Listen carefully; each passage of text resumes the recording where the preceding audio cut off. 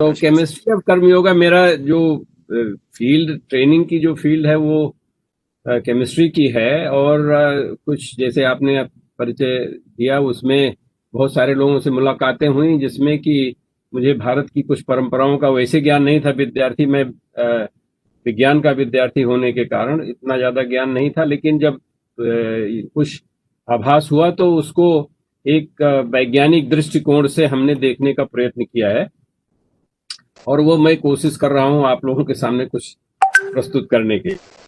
तो एक तो ये मैं एक अपनी पुस्तक है उसकी एडवर्टाइजमेंट भी है एक तरह से, और एक तरह से ये कि मेरा दृष्टिकोण थोड़ा सा अलग होता है। तो कभी कभी अपने परंपरावादी लोगों को थोड़ी तकलीफ होती है, लेकिन उसका दो कारण है। एक तो कि मैं दूर हूँ और यहाँ से दृष्टि थोड़ी सी दूसरी हो जाती है बाहर रहने से, जैसे कि महात्मा गांधी जी का, या कि इवन राम और कृष्ण के जो अगर आप लक्षण देखें तो राम भी एक श्रीलंका में जाके ही उन्होंने जननी जन्मभूमि से स्वर्गादपि गरीयसी इसी की परिकल्पना को सबके सामने सबके समक्ष प्रस्तुत किया था। उसी तरह से भगवान कृष्ण जो है वो द्वारिका में जाके मथुरा की बहुत सारी चीजों का उन्होंने देखभाल किया था। इसमें कुछ लोगों का अप्रूवल के लिए आ रहा, मैं अप्रूव कर दूं क्या? Sharma ji requesting annotate the, अच्छा एनोटेशन तो किसी को नहीं करना चाहिए, तो मैं डिक्लाइन कर देता हूँ। तो ये डिफरेंट टेक जो मेरी पुस्तक है, इसमें कुछ हमारे विचार हैं पिछले 20 साल के, जो मैं बाहर रह के देखता हूँ भारत की परंपराओं को, उसके आधार पे उनको प्रयत्न करता हूँ समझने की, और कभी कभी लोगों के सामने प्रस्तुत करने की। तो उस विचार से मैं ये चाहता था कि आप इसको जान लें। अब ये उसके बाद स्लाइड चलेगी कि नहीं ये भी प्रॉब्लम हो रही है। ये स्लाइड के चक्कर तो होता है, ये बात सही है। स्लाइड में announce also that they are getting Hindi translation of this book. Yes. Thank you very much. Yeah, Vasant Macho, Professor Vasant Macho is very kind to. He is translating this book in Hindi, तो कभी इसकी जो बातें हैं वो सामने आएंगी। अब ये फिर से प्रॉब्लम हो गई मेरी, चल नहीं रही। ये एक समस्या टेक्नोलॉजी की हो जाती है। I feel Balram ji, go ahead with your statements and all their lecture. Leave the slide. Without slide भी चलेगा ना, यही कह रहे हैं? विदाउट स्लाइड भी चलेगा ना, यही चलेगा। ठीक है, एक बार और ट्राई कर लेते हैं, उसके बाद फिर वही करें। उस स्लाइड में क्या है कि कुछ जो डेटा वगैरह है उससे फायदा हो जाता है, और समझने में, हमारी बातें समझने में। आप लोगों का तो बात दूसरी, क्योंकि हमारा ज्ञान जो है उतना महान नहीं है, बृहद नहीं है, इसलिए कुछ आधार बनाना पड़ता है। अभी फिर से दिखाई पड़ रहा है? हाँ ठीक है।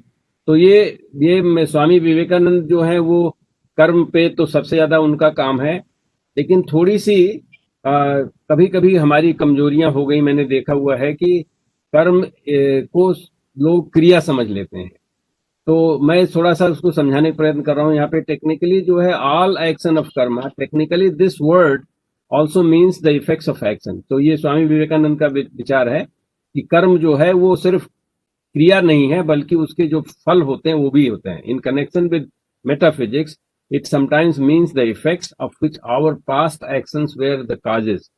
इसका मतलब ये होता है कि हम इससे जुड़े हुए, कर्म के अलावा हम कुछ है नहीं।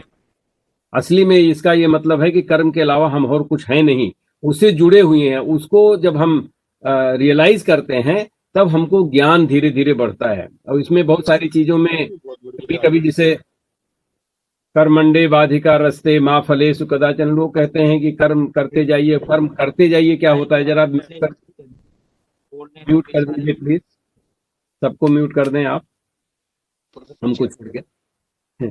तो कर्म को समझने के लिए आज के युग में ये हमको समझना पड़ता। व्याकरण का मैंने थोड़ा सा आधार लिया था। आवाज आ रही है किसी की, तो आप अगर म्यूट कर दें तो अच्छा रहेगा।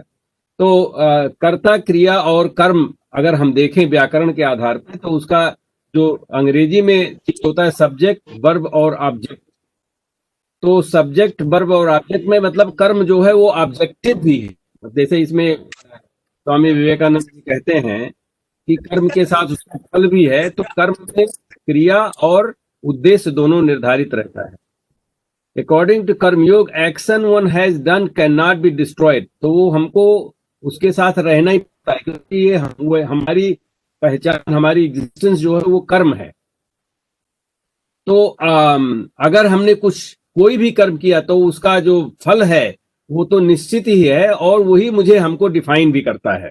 ये हमारा कहने का मतलब है। और उससे जितनी जल्दी जुड़ जाएं उतना ही ज्यादा ज्ञान हो जाता है। तो अब कर्म क्या है कि वर्क होता है, अल्टीमेटली हमने कुछ किया और हम कहीं पहुंचे।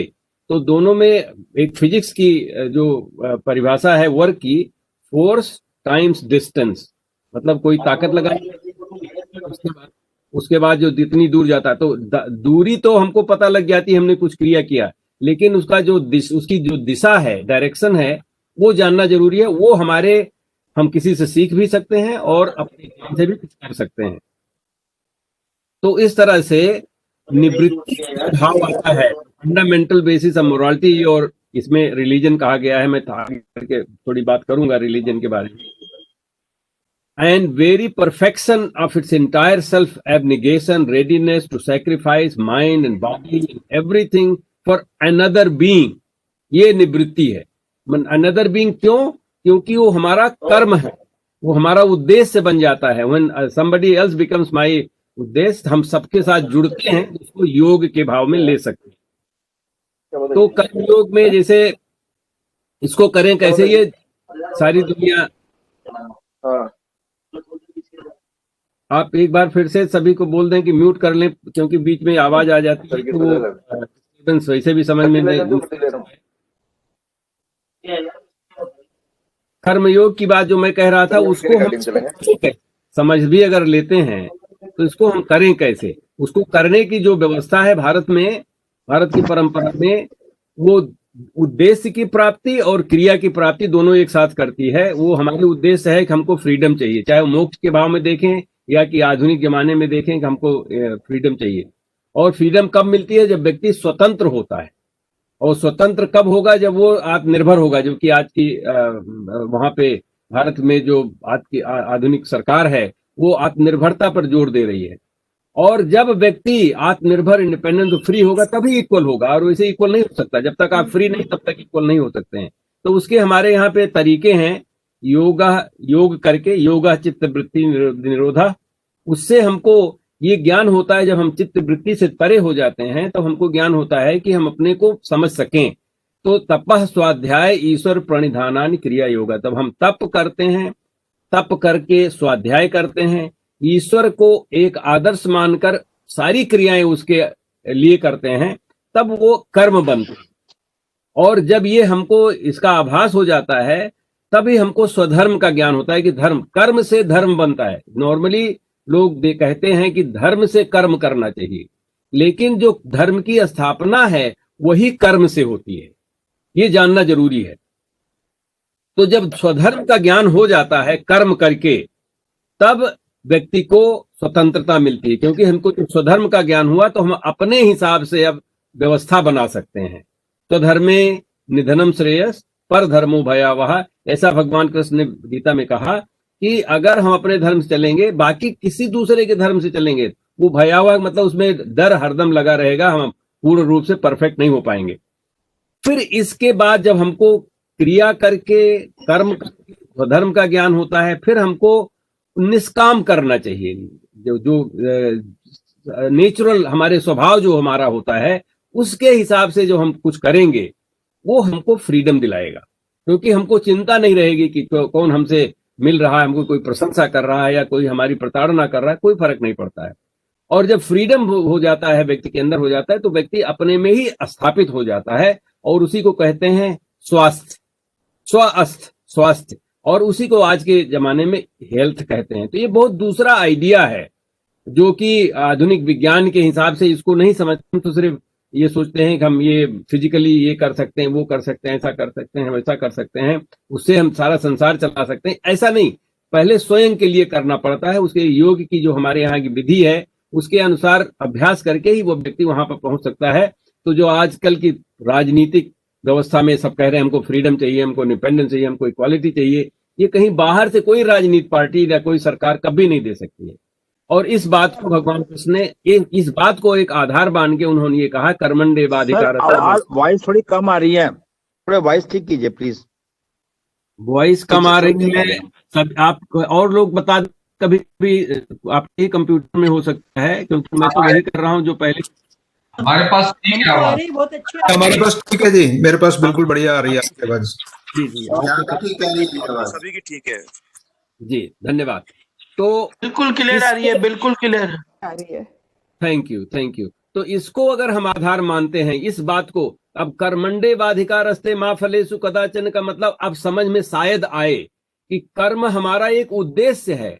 अब इसमें एक शब्द है कर्मण्येवाधिकारस्ते, बहुत लोग गलत समझते हैं, अधिकार को समझते हैं, क्योंकि ट्रांसलेट करते हैं राइट्स को अधिकार में।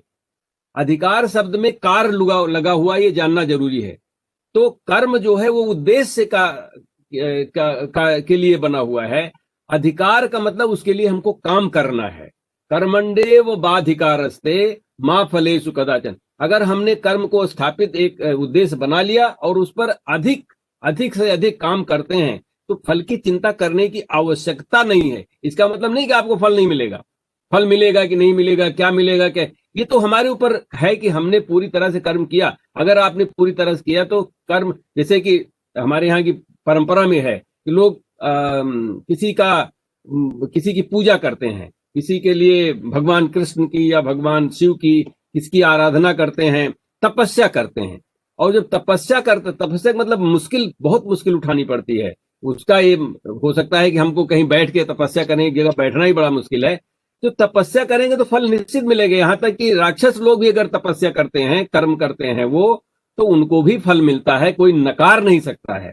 ये कहने का मतलब है कर्मण्येवाधिकारस्ते मा फलेषु कदाचन को लोग अक्सर बोल देते हैं कि आप कर्म करिए, फल पे मत चिंता कीजिए। अगर फल पे आप चिंता नहीं करेंगे, फल का मतलब उद्देश्य की अगर आप चिंता नहीं करेंगे तो आप कर्म किए जा रहे हैं, पता लगा आपको जाना था बंबई और आप पहुंच गए कलकत्ता, ऐसी बात नहीं।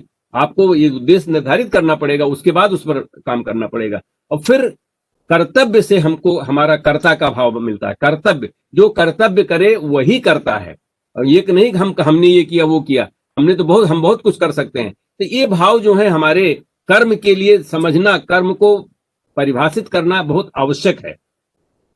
अगर हम नहीं कर पाते हैं तो हम तरह तरह की रूढ़ियों में फंस जाते हैं, तरह तरह के इनर्सिया में चले जाते हैं कि ऐसा ही था, ऐसा ही लिखा हुआ, ऐसा ही होगा, आंख बंद कर लेते हैं, पूजा करने लगते हैं, एक अंधविश्वासी हो जाते हैं। वो सब नहीं, ये साइंस है। साइंस में इसी चीज को अगर सिस्टमेटिक अगर बनाया जाए तो मुझे लगता है कि सबको पूरा अच्छा ज्ञान भी होगा, उसका अभ्यास भी हो सकता है। तो इस बात को हमको समझना जरूरी है मेरे हिसाब से। इसी के आधार पे ही हम कुछ कर सकते हैं या समझ सकते हैं, और स्वयं अपने हिसाब से कर सकते हैं, ऐसा, और उसके अलावा कुछ नहीं कर सकते। तो इस बात को साक्षी भाव से, वो भी भगवत गीता का मैं गतिर्भर्ता प्रभु साक्षी निवासा शरणम सुहृत प्रभवा प्रलयम स्थानम निधानम बीजम व्ययम, मतलब हर परिस्थिति में साक्षी भाव रखना चाहिए, देखते रहना चाहिए। उसके लिए बड़ी तपस्या की बात करनी पड़ती है, तब कहीं समझ में आता। अब ये मैं केमिस्ट्री से कैसे जोड़ना चाहता हूँ, ये यहाँ से शुरू करता हूँ। केमिस्ट्री का बड़ा पीरियाडिक टेबल है, किसी को, कुछ लोगों ने पढ़ा भी होगा, कुछ लोगों ने नहीं पढ़ा होगा, उसका इतना आवश्यक नहीं है। एक व्यवस्था है। पहली बात तो ये व्यवस्था संस्कृत से इसका स्रोत है, उसमें नहीं जाऊंगा आज। इसमें एक लास्ट वाला ये जो ग्रुप है, लास्ट वाला जो ग्रुप है, ये आइडियल गैस कहलाता है या इनर्ट गैस कहते हैं। आइडियल गैस या इनर्ट गैस कहते हैं क्योंकि ये कितना भी बड़ा मालिक एटम हो, लेकिन ये फ्री होता है। गैस का मतलब होता है कि फ्री। कृपया आप वो म्यूट कर, डिस्टर्बेंस होता है तो फिर मुझे समझ में नहीं आता कि कोई सवाल पूछ रहा है या कुछ कर रहा है। तो ये आखिरी वाला जो पीरियड है, ये helium, neon, argon, krypton, xenon, radon, ये सारी गैसेस हैं। और गैस का मतलब होता है फ्री, वो हरदम चली जाती है। तो ये मैं फ्रीडम से उसको जोड़ रहा हूं। तो कर्मयोग क्या है? The knowledge of secret of work. तो we see that the whole universe is working for what? For salvation, for liberty. Liberty मतलब freedom. From the atom to the highest being, working for the one end, liberty for the mind, the body, the spirit. All things are always trying to get freedom, flying away from the bondage. तो ये मैं ये कह रहा हूं कि अगर आज के आधुनिक काल में साइंस में, विज्ञान में अगर कोई चीज ऐसी है जो इन सब चीजों को करती है, तो इसका एक ग्रुप बना हुआ है। वो ये कहते हैं इसको आइडियल गैस, नोबल गैस और इनर्ट गैस। ये मतलब रिएक्शन नहीं होता है। और ये स्वामी विवेकानंद का जो कर्मयोग की परिभाषा है, इससे इसको जोड़ा जा सकता है, क्योंकि ये भी फ्री होता है, लिटरली फ्लाइंग अवे, क्योंकि गैस जो है वो उड़ती रहती है। तो उसके आधार पे मैं थोड़ी सी समझाने का प्रयत्न कर रहा हूं यहाँ पे कि हाइड्रोजन जो है सबसे बड़ा पहला एटम बना जब भी संसार बना फिजिक्स के आधार पे, बिग बैंग बोलते हैं, बिग बैंग थ्योरी के हिसाब से। तो हाइड्रोजन पहला एटम बना और बाकी सारे एटम जो हैं उसके उसमें हैं, हाइड्रोजन से मल्टीपल हैं उसके। हाइड्रोजन के खासियत ये है, ये जब हाइड्रोजन जो है जब हीलियम बनता है, हाइड्रोजन को जो डबल हो जाता है उसके 2 इलेक्ट्रॉन हो जाते हैं तो हीलियम बन जाता है। और helium is one of the inert gases. तो ये one of the ideal gases. इसको डुएट वो कहते हैं, डुएट कॉन्फ़िगरेशन, डुएट कॉन्फ़िगरेशन। उसी तरह से ये जो नीचे हमने लिखा आर्गन का जो है, उसमें आर्गन में आखिरी जो सेल होता है, इसको बहुत ज्यादा घबराने की बात नहीं। इसमें बहुत बड़ी ऐसी चीज नहीं है जिसके लिए हमको इतना समझ नहीं आता। ये हमारे यहाँ पे असल में आर्ट के विद्यार्थी भी पढ़ लेते हैं, हम जो कोर्स पढ़ाते थे यहाँ पे क्रिया योग का साइंस के रूप में। तो इसमें 8 इलेक्ट्रॉन है बाहर, इसको ऑक्टेट स्टेट कहते हैं। या तो डुएट स्टेट होता है या तो ऑक्टेट स्टेट होता है, ज्यादातर ऑक्टेट स्टेट होता है। यही जो है चीजों को निर्धारित करता है कि हम वो फ्री वाले होंगे, जैसे नोबल गैसेस जिसको कहते हैं इनर्ट होंगे, या कि अगर हमारे अंदर ये भाव नहीं है तो हम फ्री नहीं होंगे।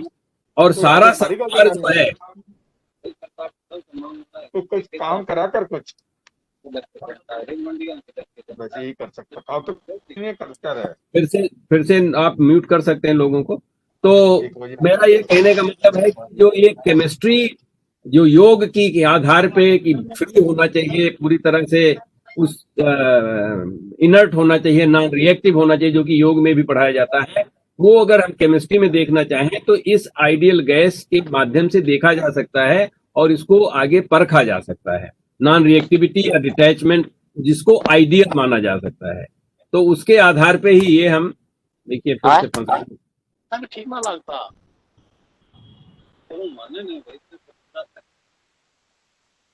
ये देख भाई तो मैं एक हमारा ना मानता बीच में कोई जो हमको कुछ लिख देता है तो ये हमारा खत्म हो जाता है। डॉक्टर दयानंद जी की माइक से आवाज आ रही है। हाँ, वो हमारे लिए मुश्किल ये हो जाता है कि आप यहाँ पे हमारे पास वो उसके लिए भी आ रही हैं कि हम वो करें, अनोटेट कर सकते हैं या नहीं कर सकते हैं। चैट आ रहा है तो उसको छोड़ दीजिए, चैट को कॉग्निजेंस मत लीजिए। तो हमारे उस स्क्रीन पे आके इस चैट में नहीं आता, बल्कि वो शायद हमको होस्ट बना दिया गया होगा तो उसकी वजह से हो जाता है। खैर, आपको स्क्रीन दिखाई पड़ रहा है कि नहीं दिखाई पड़ रहा है? अब तो चला, चल गया ना फिर? नहीं दिखाई पड़ रहा है। अब नहीं दिख रहा है, नहीं दिख रहा है, चालू हो गया। तो मैं ये सिर्फ ये कहना क्षमा चाहूंगा, ये सारे बीच में व्यवधान आ जा रहे हैं, तो होपफुली कि we are not losing our major points here. तो मैं ये कहना चाहता था कि आइडियल गैस का जो कॉन्फ़िगरेशन है जिसके कारण इनर्ट होते हैं, ये सारा संसार उसी से बना हुआ, उसी आधार बना हुआ है। जो मेन पॉइंट मैं यहां कहना चाहता हूं कि जो सारा संसार बना हुआ है उसी दिशा में जा रहा है। या उसका उदाहरण मैं यहां देना चाहता हूं। सोडियम क्लोराइड जो होता है वो गैस है। सोडियम क्लोराइड साल्ट जो हम खाते हैं वो सोडियम क्लोराइड से बनता है। उसमें सोडियम में उसके जो आखिरी ऑर्बिट होता है उसमें 1 इलेक्ट्रॉन है, उसके नीचे वाले में देखिए तो 8 है, और क्लोरीन में आखिरी वाले में 7 है, और अगर वो उसको 1 ले लेता है तो 8 बन जाएगा, उसको आर्गन के बराबर हो जाएगा। आर्गन के बराबर का मतलब कि आइडियल नॉन रिएक्टिव सिचुएशन हो जाएगी, जैसे कि हम योग में करना चाहते हैं। तो उसके आधार पर अगर हम देखना चाहते हैं तो सोडियम और क्लोराइड मिलके साल्ट जो हम नमक खाते हैं वो इसलिए बनते हैं कि इनको अपने आइडियल नॉन रिएक्टिव ग्रुप में जाना है। इनकी सबका मार्ग एक है, उद्देश्य एक है। जो अपने कर्म, इनका कर्म है कि ये 1 इलेक्ट्रॉन क्लोराइड को दे देता है तो उसके पास भी 8 हो जाते हैं, ये यहाँ पे दे देता है, और इसके बाद 8 रह जाते हैं, और दोनों प्रसन्न रहते हैं, चित्त रहते हैं, क्योंकि दोनों स्टेबल हो जाते हैं। इसी तरह से ये सारा संसार मतलब केमिस्ट्री के आधार पे समझा जा सकता है कि हम आइडियल गैस, फ्रीडम और इक्वालिटी, क्योंकि दोनों ऑक्टेट स्टेट में हो गए और अपने व्यवस्था में रह रहे हैं, ये सारा संसार इसी दिशा से बना हुआ है। उसको इस आधार पे हम देख सकते हैं। ये मेरा कहने का मतलब है, ये जो इंट्रोड्यूस कर रहा हूं यहाँ पे। अब ये स्वामी विवेकानंद जी की बात है जो कि फिजिक्स केमिस्ट्री की बात करते हैं। If A religion is destroyed by such investigation, मान लीजिए कोई हम जैसे केमिस्ट्री में रिसर्च करते हैं उसी तरह से हमको रिलीजन पे भी कर सकते हैं। रिलीजन का मतलब यहाँ धर्म से है। It was then all the time useless unworthy superstition. अगर रिलीजन को डिस्ट्रॉय किया जा सकता है तो बेकार है। जैसे फिजिक्स केमिस्ट्री के आइडियाज को कभी हम मानते हैं, कभी नहीं मानते, कभी आगे बढ़ाते हैं, कोई चीज गलत भी करते हैं, ये हम मान के चलते हैं विज्ञान में। लेकिन स्वामी जी का कहना है कि जो रिलीजन है उसको डिस्ट्रॉय नहीं किया जा सकता, क्योंकि अगर वो डिस्ट्रॉय हो गया तो फिर तो कुछ बचेगा नहीं। उनका मतलब धर्म से है।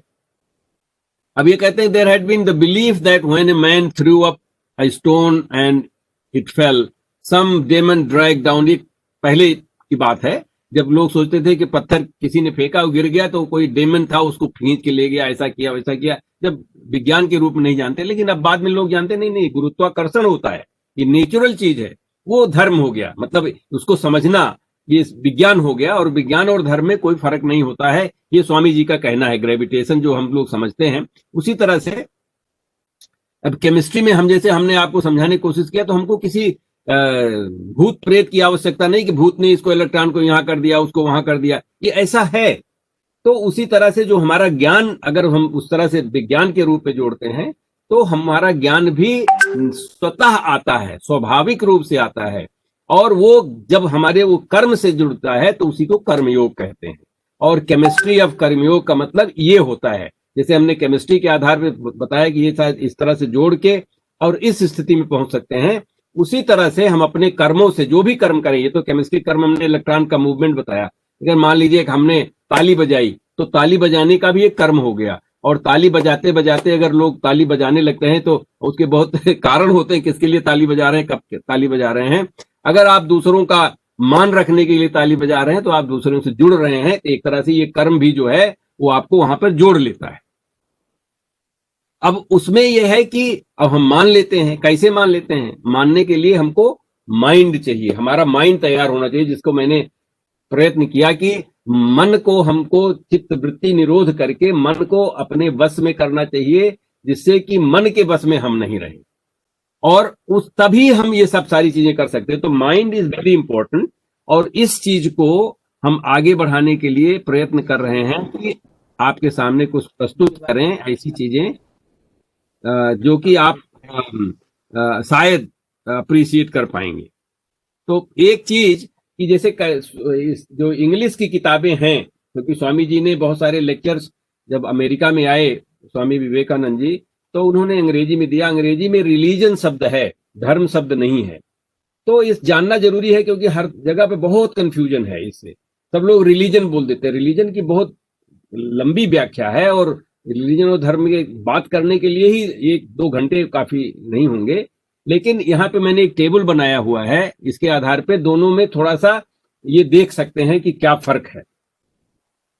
तो रिलीजन जो है वो दोनों में स्पिरिचुअल चीजें तो होती हैं, आध्यात्मिक चीजें होती हैं, थोड़ा सा फर्क है, स्पिरिट और आत्मा में फर्क है, लेकिन फिर भी मान लेते हैं अभी आज के लिए कि चलो स्पिरिचुअलिटी दोनों में है। लेकिन रिलीजन जो होता है वो ऑर्गेनाइज्ड होता है, कोई उसको ऑर्गेनाइज करता है, कोई बोलता है कि ये हमारा रिलीजन है और इसके आधार या मजहब है, इसके आधार पे हम ये सब करेंगे, हम लोग ये ऐसी बातें करें। लेकिन धर्म में है वो फ्रीडम है, आप मुक्त हैं, जो भी आप करना चाहें वो करें, वो सो कि आपका धर्म स्वधर्मे निधनम श्रेयस पर धर्मो भयावह, मतलब हमारा अपना धर्म होता है, किसी और का नहीं, हमको कोई ऑर्गेनाइज करने की जरूरत नहीं। इसको रिलीजन में गार्ड की आवश्यकता होती, गार्ड हरदम वहां पे कोई गार्ड या अल्लाह खुदा इस तरह से कोई होगा, भगवान ईश्वर जो भी लोग मानना चाहते हैं उसमें। लेकिन धर्म में ऐसा कुछ नहीं है, पानी का धर्म है बहना, तो उसमें गार्ड हो कि ना हो कोई फर्क नहीं पड़ता है। तो अभी आपके लिए भी हमारे लिए भी आवश्यक नहीं है कि हम गार्ड में विश्वास करें, क्योंकि हम हमारे यहाँ तो कहते हैं अहम ब्रह्मास्मि, और ईश्वर का रूप भी डिफाइन पतंजलि योग सूत्र में किया गया है, जो क्लेश और कर्म फल से परे हो जाता है वो ईश्वरत्व प्राप्त कर लेता है। इसमें भी कहा गया है कि हमने जो अभी परिभाषा आगे दी हुई थी उसमें कि तपः स्वाध्याय ईश्वर प्रणिधानानि क्रिया योगा, मतलब क्रिया योग को कर्म योग से जोड़ सकते हैं यहाँ पे, क्रिया और कर्म से, क्योंकि उनको दोनों का वो है, उसमें ईश्वर के प्रणिधान मतलब ईश्वर को आदर्श मान के हम तप और स्वाध्याय करते हैं तो हम ईश्वरत्व तो प्राप्त करते हैं, ये उसका मतलब है। तो यहाँ पे गार्ड की किसी जरूरत नहीं, बाहर की किसी की कोई जरूरत नहीं है। ये रिलीजन जो है सोशली ऑर्गेनाइज होता है, मतलब और लोग मिलकर ऑर्गेनाइज करते हैं। लेकिन धर्म जो है सेल्फ ऑर्गेनाइज, स्वाध्याय की बात होती है। उसी तरह से रिलीजन में प्रिस्क्राइब किया जाता है, ये करिए, ऐसा करिए, ऐसा पहनिए, ऐसा ओढ़िए, इनसे मिलिए, इनसे ना मिलिए। तो अभी रिलीजन जैसे विदेश में आप म्यूट कर दें, जो है ये ऐसा जैसे विदेश में मैंने देखा हुआ है। तो यहाँ पे जैसे चर्च है तो एक चर्च जैसे मेथोडिस्ट कोई है तो वो कैथोलिक चर्च में नहीं जाएगा, ऐसे तो जाएंगे स्वाभाविक जा सकते, लेकिन प्रे करने के लिए अपने उसको नहीं मानते, उससे अलग रहते हैं।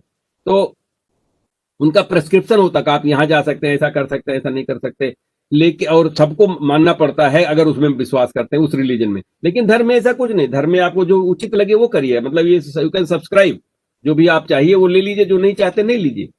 और जनरली एम्फेसिस यहाँ राइट्स, जैसे मैंने कहा कि यहाँ पे राइट्स पे है, राइट्स का मतलब अधिकार नहीं होता है।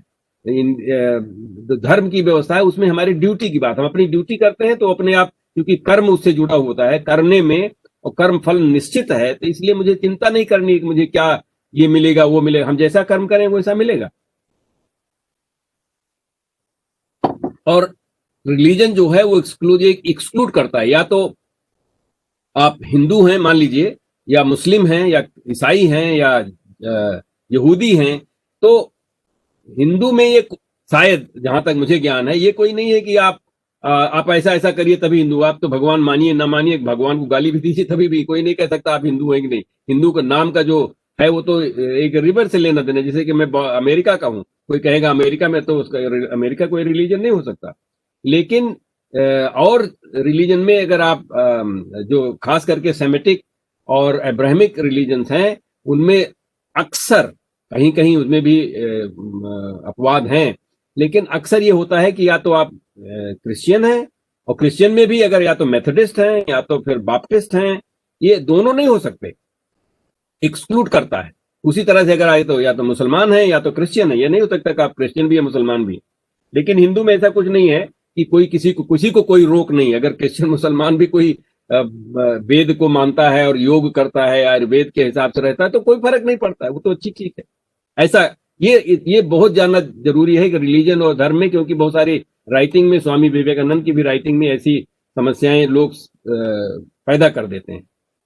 और दूसरा ये कि फिर एक कल्चर बन जाता है, एक परंपरा बन जाती है। जैसे ट्रेडिशन मैंने ये लिखा हुआ है अंग्रेजी में, कि अंग्रेजी में टाइप करना आसान है, और मुझे पूरा एग्जैक्टली मालूम नहीं था ऑडियंस में अंग्रेजी भी चलेगी या हिंदी ही चलेगी, ऐसा नहीं था। तो लेकिन फिर भी अंग्रेजी के शब्द है रिलीजन का मतलब होता है री का मतलब पुनः, और रिलीजन का मतलब यूनाइट। तो उसका भी एक तरह से अगर असली रूप देखिए तो रिलीजन का भी मतलब होता है कि जुड़ना। ये अभी इसमें यह है कि हम खुद ही लोग जुड़ेंगे, बाकी लोगों को अलग करें, ये बाद के लोगों ने किया। लेकिन अगर सही में शब्द देखिए तो उसका भी मतलब जुड़ना ही होता है, और उसका भी मतलब योगा ही होता है, क्योंकि उसको यूनाइट करते हैं। और अगर इसी की आपकी परंपरा बन जाती है, एक हैबिट, आपकी आदत बन जाती है सभी लोगों के यहाँ उठना बैठना, सभी से मिलना जुलना, तो फिर आपका एक परंपरा बन गई, और संस्कृति उसी बहुत सारी परंपराओं से मिलकर संस्कृति बन जाती है। लेकिन ये जो कर्मा वर्सेस धर्मा, मैंने पहले थोड़ा सा बोल दिया आपको कि कर्म और धर्म को समझना, बहुत सारे लोग, अक्सर लोग बोलते हैं कि धर्म जो है पहले आता है, धर्म अर्थ काम मोक्ष, वहां पे पुरुषार्थ में भी ऐसा कहते हैं। लेकिन आशा है कि मैंने आपको प्रयत्न किया आज बताने का कि कर्म ही सब कुछ है। हमारी जो कुछ हम जहां से आते हैं, जब भी आते हैं और जहां जाते हैं, वो सब कर्म के आधार पे ही होता है। कर्म हमारे साथ हरदम जुड़ा रहता है, कर्मयोग हरदम जुड़ा रहता है, तो उसी के आधार पे ही हम कुछ होते हैं, और उसी के आधार पे जिसको हम आज धर्म कहते हैं, पानी का धर्म जैसे बहना, और अग्नि का धर्म है जलाना, ये सारे कर्म से बनते हैं। तो धर्म का जो की उत्पत्ति है, उसको हम कभी कभी गलत समझ के सोचते हैं कि नहीं, धर्म के आधार पर करना चाहिए, और फिर वो क्या, धर्म में कभी पुस्तक में कुछ लिखा हुआ है, हमने कभी किया कुछ नहीं, और पुस्तक की चीजों को कैसे समझ पाएंगे जब तक हम नहीं कर पाएंगे। जैसे हमारे यहाँ पे वेद में कहा गया है, संगच्छध्वम संबद्धध्वम, मतलब संगच्छध्वम, पहले जाइए फिर बात कीजिए उसकी। अगर आप पहले से बोलना शुरू कर देंगे तो जाएंगे नहीं उसमें, तो आपको समझ में नहीं आएगा। ये मेरा कहने का मतलब है। तो योगा कर्मसु कौशलम, कर्म के लिए तो जो कुशलता से कोई काम करता है वही योग है, तो कर्मयोग तो निश्चित हो गया। लेकिन धारयति इति धर्मा, धारयत किसको धारण करेगा, जो कुछ कर उसी को धारण तो होगा। इसलिए कर्म जो सबसे ज्यादा जरूरी है, और उसी के आधार पे धर्म बनता है। अब अक्सर लोग ये भी डिफाइन कर देते हैं अहिंसा, अहिंसा का मतलब एक तरह से हिंसा जो है एक कर्म है। और अगर बहुत सारे लोग बोलते हैं कि नहीं करना ही नहीं, मतलब कर्म ही नहीं करना है, अहिंसा का मतलब ये लोग ऐसा मान लेते हैं कि बस वो करना नहीं, वायलेंस नहीं करना है, और इसलिए वही धर्म हो गया। नहीं, इसका मतलब साइंटिफिक रूप से इसका मतलब ये नहीं होता है। साइंटिफिक रूप से ये होता है कि जो धर्म है वो कभी वायलेट नहीं हो सकता है। इसलिए आप जो भी करें उसको उस धर्म के अनुसार, धर्म की रक्षा के लिए करें, या धर्म के सिद्धांतों को उसको मान्य करने के लिए करें। उसमें हिंसा और अहिंसा ये सब चीजें फल हमको देंगी, लेकिन ये कि हम ऐसा ना करें, ये ना करने वाली बात भगवान कृष्ण ने अर्जुन को बोला कि ना करना भी ये करना है। तो इस तरह से हिंसा को जो अक्सर लोग वायलेंस से बनाते हैं, वैज्ञानिक रूप से कहना चाहता हूँ जो है हिंसा जो है वो नॉन वायलेंस, किसी चीज का वायलेशन, वायलेंस नहीं। तो हम अगर किसी चीज का वायलेशन नहीं कर रहे हैं, जो मर्यादाएं उनको नहीं तोड़ रहे हैं, वो हिंसा नहीं कही जाएंगे। ये असल में ये जो वाक्य है, इसको युधिष्ठिर, धर्मराज युधिष्ठिर ने कहा था महाभारत में, और सभी लोग जानते हैं कि वो सत्य बोलने वाले थे, और ये सभी लोग जानते हैं कि भाला लेकर युद्ध भी कर रहे थे, तो वो हिंसा तो कर रहे थे। इसका मतलब जो हम समझते हैं, अर्थ जो लगाते हैं, वो उचित नहीं है। अब हम थोड़ा सा समय हमारे पास है, तो हम इसको और जोड़ना चाहते हैं कि कर्म योग में और क्या क्या चीजें जुड़ती हैं, और उसको हम कैसे समझें कर्मयोग को, और बहुत और माइन्यूट सटल रूप में, सूक्ष्म रूप में कैसे समझें। तो उसको समझने के लिए हमको ये चीज सारे संसार में, सभी आज के युग में, सारे विश्व में लोग जान रहे हैं, आयुर्वेद के सिद्धांत के मैं सिर्फ इसमें ज्यादा नहीं जाना चाहता हूँ। पंचभूत और ये बात पित्त कफ और ये सब सतरज तम, इसमें ये मन लगा हुआ है और आत्मा लगी हुई है, ये सारी चीजें एक साथ जुड़ी हुई हैं। ये सारे जो कर्म होते हैं, इनके सारे हर रूप में, हर स्तर पे जुड़ा होता है। तो हम ये सिर्फ ये पक्ष लेना चाहते हैं, थोड़ा और बात आगे बढ़ाने के लिए, कि मन और आत्मा भी इसमें जुड़े हुए हैं, और उनके गुणों को हमको देखना है, कैसे देखें। ये मैं स्लाइड जो है इसलिए लिखा हूं कि कोई चीज, जब हम कोई चीज देखते हैं और उसको कई बार देखते हैं, फिर और सबके साथ देखते हैं, फिर एक तरह का नॉर्मल चीज बन जाता है, और उसी को स्टैंडर्ड मान के फिर आइडियल मानते हैं। जैसे मैंने आपको आइडियल गैस की बात करी, तो अभी होता क्या है कि वो तो आइडियल गैस की मैंने केमिस्ट्री आपको बताई। यहाँ पे ऐसा है कि हम कभी कभी, अक्सर, कभी कभी नहीं, अक्सर जो चीज रियल होता है उसको धीरे धीरे आइडियल मान देते। जैसे कि लोग चोरी करते हैं, जैसे लोग घूसखोरी करते हैं, तो हम सोचते हैं कि ये तो भाई है, भाई ऐसा, इसमें कुछ और नहीं कर सकते। अब ऐसा मान लेते हैं, उसको स्टैंडर्ड मान लिया गया। अब सारे लोग उसको इस तरह के, अगर आपने हमारे बेटा बेटी कहीं नौकरी मिलती है उसको, मेरे सामने क्या तो था यार, मेरी दवाई डब्बा भी है, मेरा घर बाहर है, नहीं आ रहा है, बहुत या तो disturbance आ चोरी रहा कर है। लेते हैं। म्यूट कर दें प्लीज। तो हम ये, हमारा कहने का मतलब है कि उसी को हम आइडियल मानते हैं। हमारा बेटा बेटी किसी को आईएएस की नौकरी मिलती है तो सोचते हैं नंबर 2 कि हम, वो आइडियल हो गई है कि अगर नहीं होगी उसी के साथ लोग शादी विवाह करने लगे हैं। तो ये हमारे यहाँ की बहुत गड़बड़ चीजें हो गई हैं इस तरह से। इसी, लेकिन आधार यही होता है जो कि हमारे बहुत सारे विज्ञान आज उसी के आधार पे बने हुए हैं कि विज्ञान की जो बहुत सारी धारणाएं हैं, चाहे वो क्वांटम रिलेटेड हो, थर्मोडायनामिक्स रिलेटेड हो, जेनेटिक्स रिलेटेड हो, एवोल्यूशन हो, इक्विलिब्रियम हो, हर तरह की जो चीजें हैं,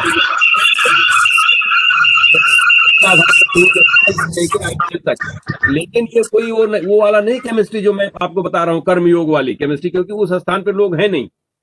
तो इसलिए मैं कुछ यहाँ पे बढ़ा रहा हूँ चीजें, जो कि समय से कुछ खत्म कर लें समय अपनी बातें। तो जैसे क्वांटम फिजिक्स, हम कहते हैं कि हमारे यहाँ वेदांत जो है वो क्वांटम फिजिक्स के आधार पे एकदम पूरी तरह से है। अभी क्वांटम फिजिक्स फेल हो रहा है, तो अब क्या वेदांत भी फेल हो जाएगा?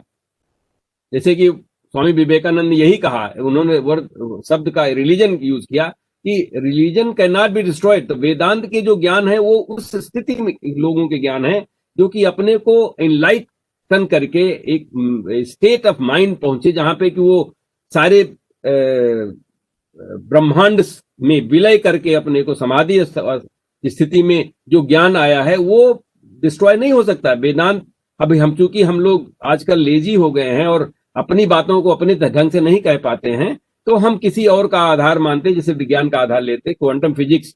लेकिन क्वांटम फिजिक्स फेल हो जाता है, तो अगर क्वांटम फिजिक्स फेल हो जाएगा तो हम क्या करेंगे? तो क्वांटम रियलिटी तो हम दूसरी तरह से देख सकते हैं। मैंने प्रयत्न किया हुआ है ये कि ये चीजों में क्वांटम नहीं है। क्वांटम का अर्थ होता है चीजों को अलग अलग देखना, एक तरीका देखने का। मैं यहाँ पे ज्यादा उसके सूक्ष्म डेफिनेशन में नहीं जा रहा हूँ, मतलब छोटे छोटे पार्टिकल, उसका मेन चीज ये है कि ये सारी चीजें अलग, डिस्क्रीट है, सेपरेट।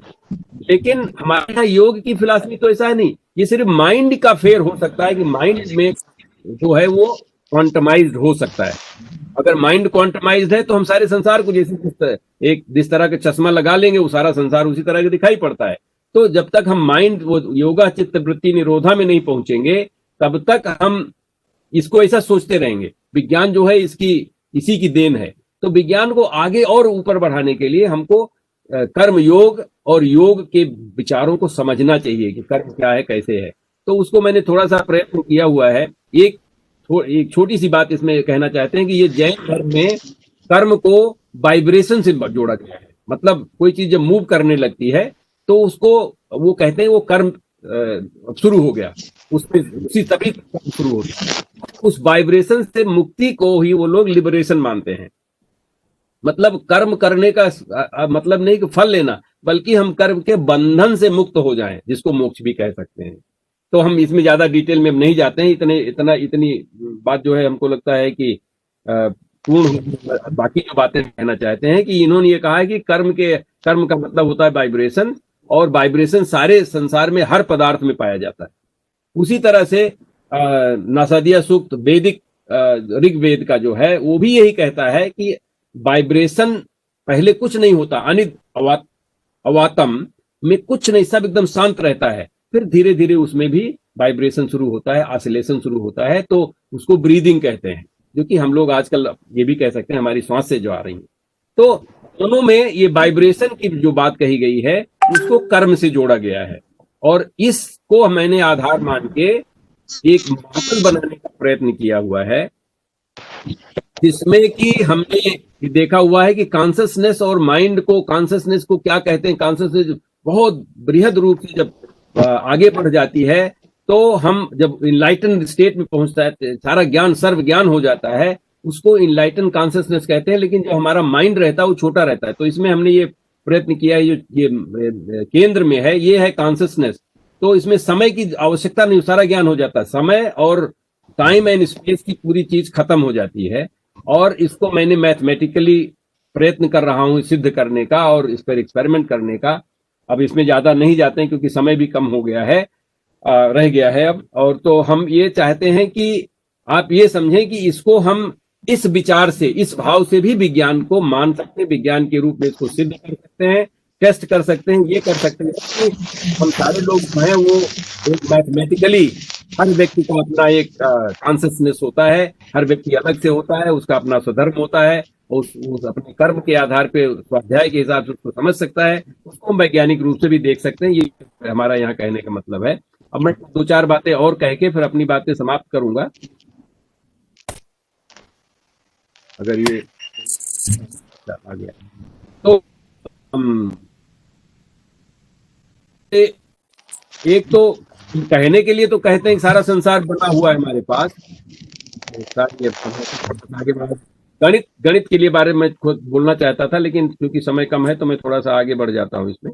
ये जीरो की बात मैं कह रहा था। जीरो जो है, ये zero is origin of everything, क्योंकि जीरो से ही नेगेटिव नंबर्स आते हैं, पॉजिटिव नंबर थे, सारा डायनामिक्स उसी से आता है।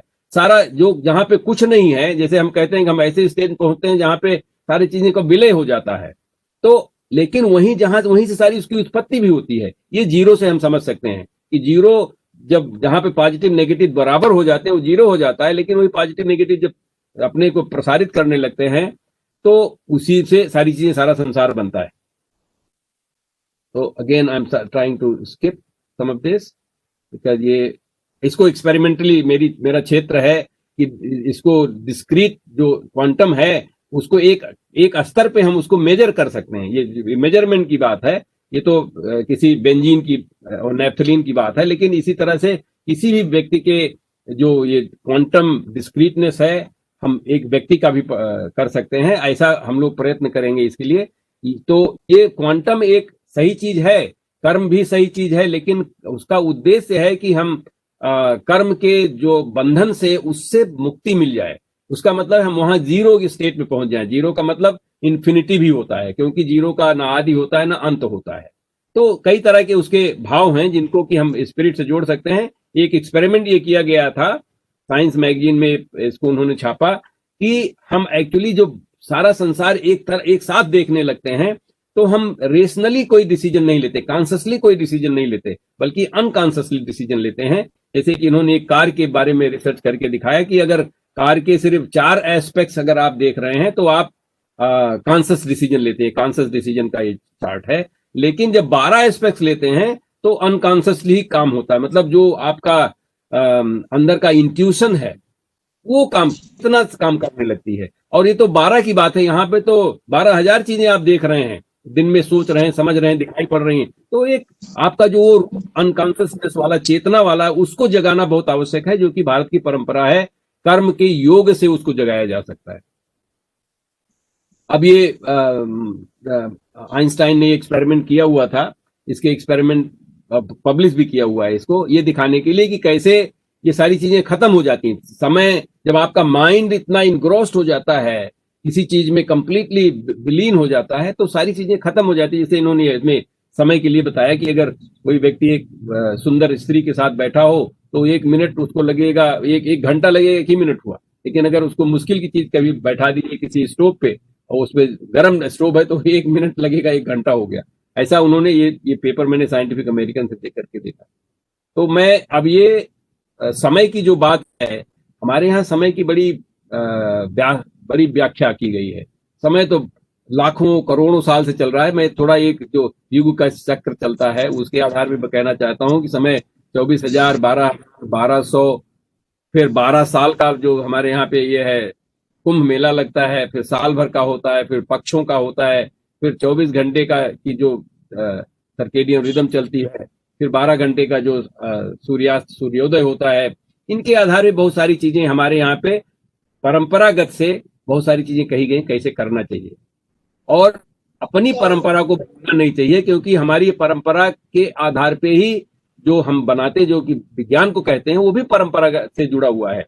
और ये चीज ये फिलॉसफी और फिजिक्स के एक पुस्तक में किसी फिलासफर ने लिखा हुआ था कि अगर हम अपनी परंपराओं को नहीं मानेंगे, अपनी नहीं समझेंगे, तो दूसरी की परंपराओं को लेके अगर हम विज्ञान को भी समझने का प्रयत्न करेंगे। मेरा समय खत्म हो गया, मैं 2 मिनट और लूंगा, और उसके बाद जो है हम तभी समझ पाएंगे कि विज्ञान का अर्थ क्या होता है। तो sorry, I have to skip little bit,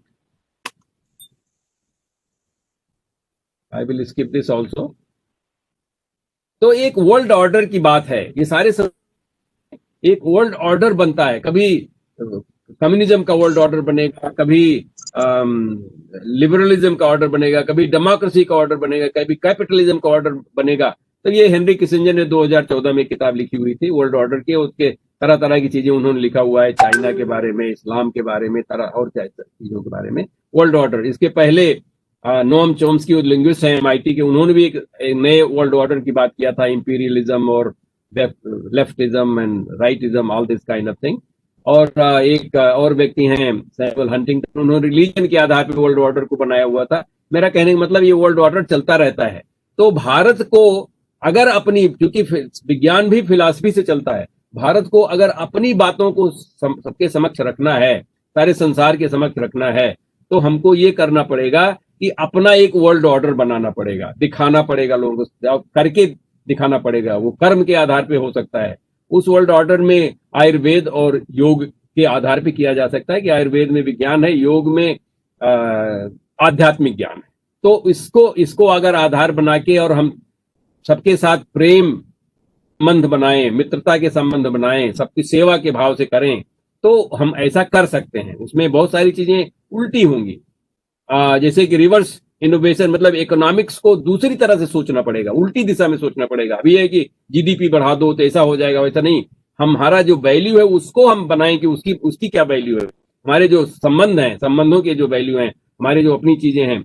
Ayurveda को हमने कोशिश किया यहाँ पे लोकल स्कूल में विद्यार्थियों को आयुर्वेद को बताया, उन्होंने अभ्यास किया, अपने बात पित्त कफ के आधार पे उन्होंने कुछ चीजें सिलाई किया और उसको समझने का प्रयत्न किया। तो ये मैं कह रहा हूं कि इस वर्ल्ड ऑर्डर के आधार पर ऐसा किया जा सकता है। आयुर्वेद का यहाँ पे एक ऑर्गेनाइजेशन है, नेशनल आयुर्वेदिक मेडिकल एसोसिएशन, उनके यहाँ पे हजारों लोग आते हैं, यहाँ के यहीं के लोग हैं, और सारी चीजें, ये मंत्र, वो जाप, ये सब सारी चीजें वो लोग करते हैं और समझने का प्रयत्न करते हैं।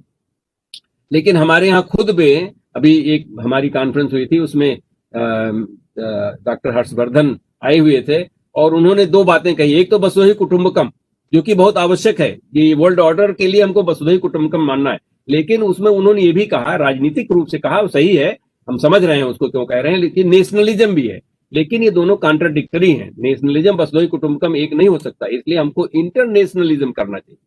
इंटरनेशनलिज्म के हिसाब से, उसमें ड्यूटी के हिसाब से करें अगर, तो बात आगे बढ़ सकती है। और उसके आधार पर अगर आयुर्वेदिक, योग, वर्ल्ड ऑर्डर की परिकल्पना करें और इसके साथ इसके सूक्ष्म केमिस्ट्री जैसे छोटी छोटी चीजों को समझें कि इसमें हमको क्या करना है, ज्ञान को कैसे बढ़ाएं और कैसे करें, और उसको फिर अपने जीवन में कैसे उतारें, घर परिवार में कैसे उतारें, फिर समाज में कैसे उतारें, फिर समाज की सेवा में कैसे करें, और समाज की सेवा के आधार पे विश्व स्तर पे इस चीज को सबके समक्ष प्रस्तुत करें, और प्रस्तुत अपने कर्म के आधार से करें कि हम करने के लिए तैयार हैं। क्योंकि हमारी एक तरह से बपौती भी है, क्योंकि भारत ही एक ऐसा देश है जहां पे चक्रवर्ती राजा हुआ करते थे, एक नहीं कई हुए थे, और उनका एकमात्र उद्देश्य होता था कि वो जाके धर्म की स्थापना करते, राज्य शासन नहीं करते थे कहीं पे।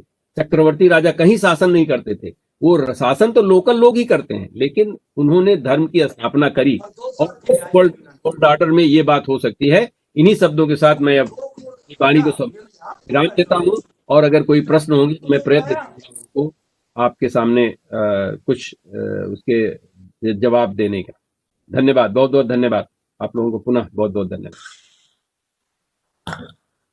जी। धन्यवाद बलराम जी, आपने बहुत ही